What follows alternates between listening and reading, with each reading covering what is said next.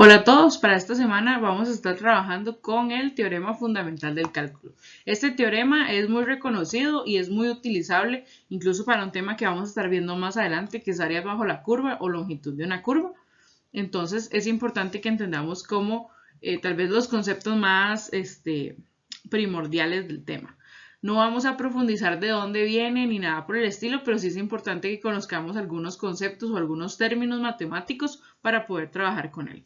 Entonces, por ejemplo, vean que igual tenemos una función f definida con respecto a una variable x y con esa variable x es con la que vamos a estar trabajando para la integración. La variante que estamos viendo ahora es que antes solo teníamos el símbolo de integrales, ahora no. Ahora lo que tenemos es el símbolo de integral y tenemos dos elementos, un elemento a y un elemento b. Usted se podrá estar preguntando, bueno, ¿qué es el elemento a y qué es el elemento b? Ok, como les decía, nosotros hemos estado trabajando con integrales sin este tipo de valores. Hemos estado trabajando un procedimiento algebraico a una función al cual no conocíamos cuál era su dominio ni su codominio, ¿verdad? No sé si se acuerdan que, por ejemplo, cuando tratábamos de hacer la integral de 1 sobre x, vamos a ponerlo aquí como ejemplo de una integral de 1 sobre x con respecto a x, bueno, decimos que era logaritmo natural de un valor absoluto, ¿verdad? ¿Por qué decíamos un valor absoluto? Bueno, decíamos que como no sabemos cuál es el comportamiento de x, sabemos que no es cero porque estaría indefinido. Pero como no sabemos el comportamiento de x, de si es un número negativo o es un número positivo, entonces debíamos trabajar con un valor absoluto. Bueno, eso es lo que tratan de definirme este valor a y este valor b. Ese valor a y ese valor b lo que son los límites de el dominio con el que estamos trabajando. Ese es como el intervalo con el que estamos trabajando. Entonces ahora lo que tenemos es una función f que está definida desde un valor a hasta un valor b y eso me da como resultado un valor real. ¿Verdad? Entonces eso es lo que estamos tratando de decir con esta integral. Esta integral, ¿cómo se lee? Esta integral se lee como la integral desde a hasta b de la función f. Así es como se lee esta expresión. La integral desde a hasta b de la función f con respecto a x, ¿verdad? En este caso porque está definido en x, ¿verdad? Entonces estamos hablando de que a es el valor más pequeño, entonces a que está abajo es el valor más pequeño y b que está arriba es el valor más grande. Es decir, lo leemos desde abajo hacia arriba. La integral desde a hasta b. Bueno, ¿y qué hace esa diferencia, profe? Porque ahora estoy trabajando con una y con B. Bueno, como les comentaba, esto es un tema que vamos a estar trabajando también más adelante, que es área bajo la curva. Eso es lo que trata de resolver las integrales.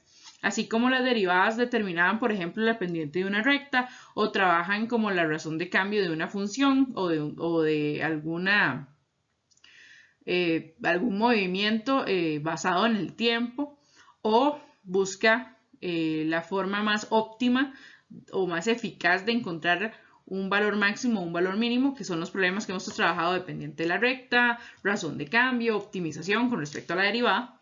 En integrales lo que podemos rescatar es el área bajo una curva, ¿verdad? Nosotros hemos visto que para trabajar, por ejemplo, en precálculo o antes de lo que es cálculo, para encontrar lo que era el área de una figura, ¿verdad? Bueno, ahí tenemos áreas como el rectángulo, que es base por altura, tenemos áreas que son como la del cuadrado, que es lado al cuadrado, la de un triángulo, ¿verdad? De base por altura dividido entre dos, entre otras cosas.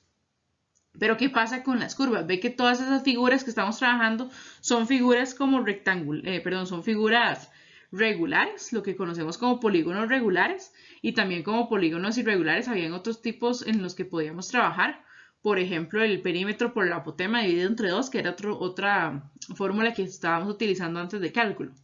¿Qué pasa con todo esto? Bueno, y el cálculo permite encontrar áreas de figuras que no precisamente son como regulares o no precisamente son como con áreas rectas, ¿verdad? Sino que son una curva, ¿verdad? Con la que podemos trabajar. A diferencia, por ejemplo, digamos, del círculo que tiene su propia fórmula, tiene su propio criterio. Entonces una figura tal vez, como veíamos tal vez antes en límites, cuando teníamos una figura como así, bueno, y poder calcular ese espacio de acá, ¿verdad? Donde no precisamente es un rectángulo, sino que tiene una curva por encima, ¿verdad? Pero que igual podríamos calcular ese tipo de funciones. Entonces, ¿cómo funciona este criterio? Bueno, aquí tenemos, ven que tengo una f mayúscula. Esa f mayúscula es el resultado de nuestra integral.